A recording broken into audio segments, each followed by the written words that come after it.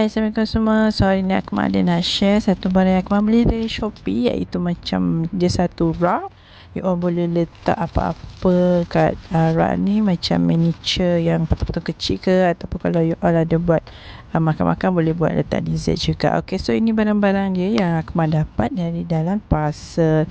So ada 4 papan tu, and then dia ada bagi juga skru-skru dan juga ni screwdriver kecil ni untuk kita pasang skru ni nantilah.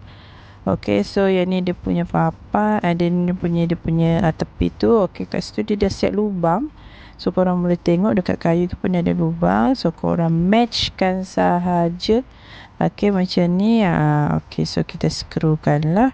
So ni aku mau buat laju sikit lah kan, korang mesti tahulah, faham je macam mana nak pasang.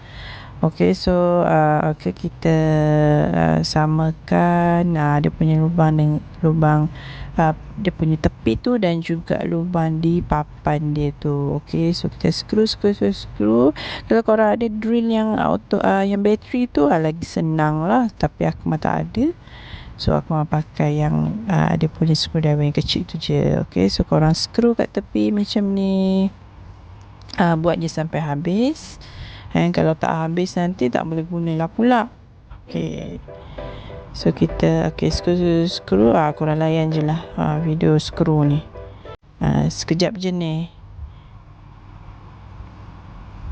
Okay, dah siap dah. Okay, sikit lagi. Okay, benda ni simple je sebenarnya, tapi saja nak tunjuk kan. Okay, so dah siap. So korang bolehlah letak apa-apa. Kalau korang nak buat sebagai kehiasan dekat ruang tamu ke, dekat meja makeup korang ke, ataupun nanti kalau korang buat majlis apa-apa, birthday party ke, majlis open house ke, boleh juga letak any dessert kat sini. So itu saja. Siapa nak boleh tengok kat link dekat komen. Okay, bye.